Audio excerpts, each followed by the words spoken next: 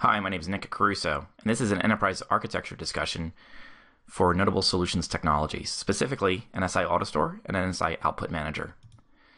So when we talk about enterprise architecture, what I'm focusing on is how do we securely scale to hundreds of thousands of users, processing millions of pages and documents to and from thousands of printers and multifunction devices. We have customers that are deploying our technology on tens of thousands of multifunction devices with hundreds of thousands of users, processing millions of documents. So how do we do that? So this presentation is going to be focusing on, from a high-level perspective, security, high availability, and load balancing. So this security discussion is going to be very high level. I have a whole 1 hour in-depth discussion on security. But when it comes to high availability and load balancing as it incorporates security, this is really focusing from a firewall perspective and a defense in-depth strategy. So when we talk about a firewall perspective, we're also talking about virtual VLANs. So in a customer's environment today, you'll have multifunction devices and printers, you'll have users, and you'll have servers. Microsoft's best practices, and from an enterprise best practices perspective, you should be firewalling each segment. Specifically, your users should not be able to connect directly to the multifunction devices and the printers. A peripheral such as a USB plugged in here should not be able to get out to the server or even out to the user. And all communication should be happening from the user to the servers and the servers to the printers. Or in the case of scanning, from the printers of the multifunction devices to the servers, which then get sent to email, file shares, content management systems, and so forth. The industry calls this a best practice approach to have 3 separate virtual VLANs, 3 or more. And when we look at the data center itself, we want to segment the data center in a defense in-depth strategy. Specifically, firewalled a presentation tier, an application tier, and a data tier. So as multifunction devices interface with your servers and as users interface with sending print jobs and so forth, they're interfacing with the presentation tier here, who then can only communicate to the application tier, who then can only communicate to the data tier. Ideally, in a perfect scenario, you're going to have a defense in-depth strategy within your data center. An Output Manager and AutoStore supports this configuration. As we talk about the presentation and the application tier, when it comes to high availability and load balancing, we're looking at load balancing the vast volume of requests from users and from multifunction devices and printers.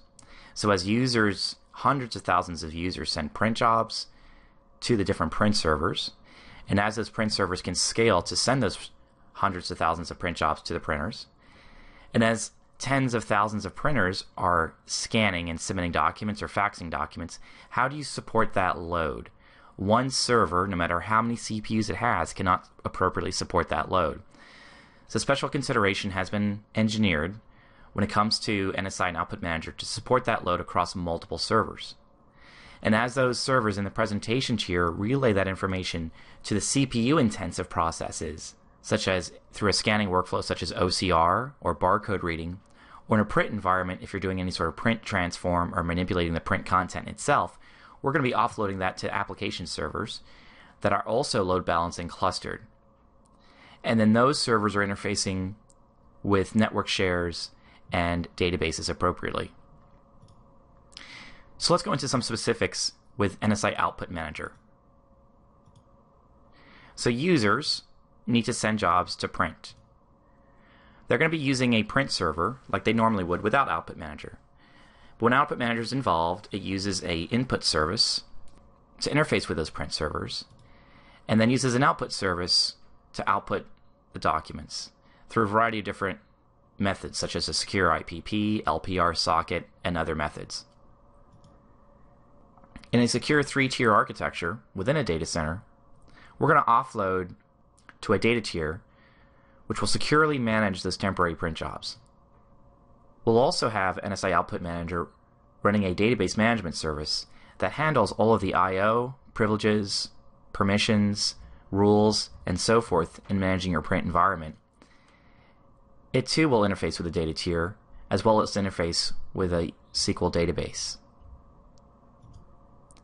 Other services involved are SNMP services that monitor the status of your devices in your network. rules agents that will enhance your environment both from a cost control perspective, print manipulation perspective, and security and monitoring. Users on the multifunction devices will also authenticate, release print jobs, interface directly with a database management service. Users from their desktops will also interface with a DBM service to get any status of any successful or failed print jobs, any accounting messages and pop-ups, and other interfaces with a DBM service. Administrators will also use that same method, and any notifications will go out via SMTP, via standard email notification methods. This is a very complex but well-defined architecture that conforms to Microsoft and industry best practices. Additionally, each server on each tier can be highly available. Either independent servers on the presentation tier, representing different print servers, Microsoft Windows clustering in the application tier, appropriate RAID for disk failover in the data tier, and appropriate SQL clustering as well in the data tier. Let's go over this flow again. Users submit print job to the print servers. Those print servers are being monitored by NSI Output Manager and the input service. It then stores those print jobs to the temporary network share. It will also relay that information to the data tier, which will store that information into the SQL database. If the job is printed directly without requiring any user intervention, we'll go ahead and print the job using the output service directly to the output destination. If there's any problems in the workflow, such as the device is down, we can automatically send the job to a different printer or hold it in the user's print queue. If the user authenticates at the device to release a held print job, that authentication will go directly to the DBM service, which will relay back all the available jobs for the user to print. When they select a job to print, it will go back to the DBM service, which will interface with the output service to output the job. If there are any failures along the way, or in case we need to get the user involved to show them any sort of pop-ups, we'll communicate directly to the user over this client communication. The same client communication is also used for the admin interface. And any notifications that need to go out, such as any success or failures, perhaps low toner, low ink, or the device is down, we can relay that out over SMTP. Now, Output Manager can certainly be run all within one tier. That might be easier for administration to do, where we'll use Windows clustering to cluster all of the services on one or more multiple servers using Microsoft Windows clustering. And we've done this with Windows 2008 and Windows 2012. So this is a much simpler architecture, but I wanted to interface and represent a three-tiered architecture approach, as I showed you before.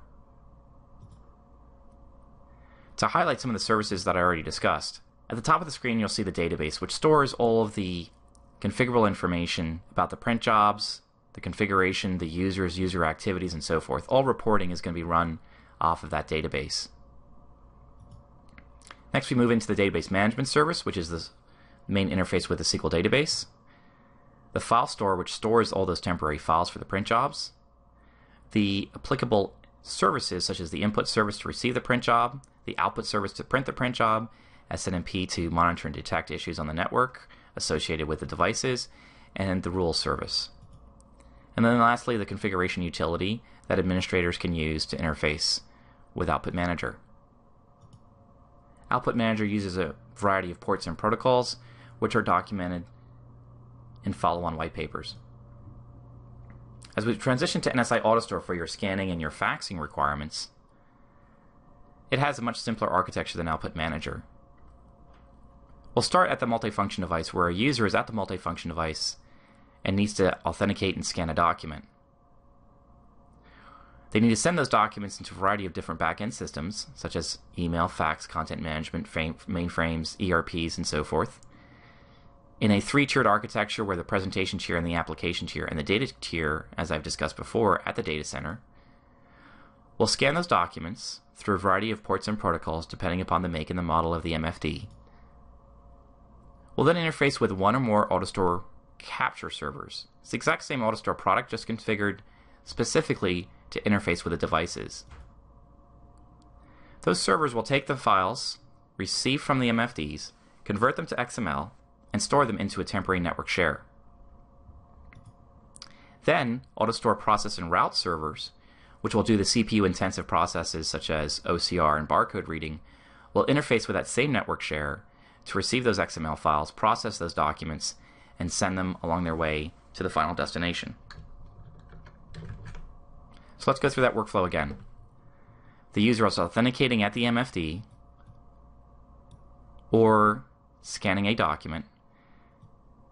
They can send to one or more different AutoStore servers.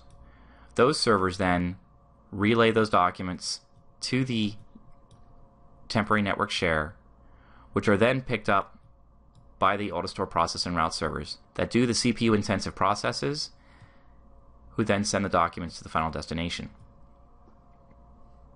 Unlike Output Manager, the AutoStore servers do not have to be clustered in a Windows cluster. They can all run as independent servers working together as a team. If one server goes down, the operation still continues to run smoothly. The network share here would have to be appropriately configured in a RAID configuration to support high availability. Much like I showed you with Output Manager as well, AutoStore can certainly be run on a single server, where your capture, your process, and your route configurations are all running on one server. The previous diagram was shown to illustrate a highly available and load-balanced configuration. So in summary, this was a high-level overview of Nsight technologies in a secure, highly available, and load-balanced configuration. We'll work with a customer on a case-by-case basis to configure an architecture specific to their environment. We'll usually spend a significant time reviewing their security architecture and their own best practices to tailor an approach that meets their needs. But rest assured, NSI has the experience supporting hundreds of thousands of users, processing millions of pages and documents across tens of thousands of printers and multifunction devices. Thank you.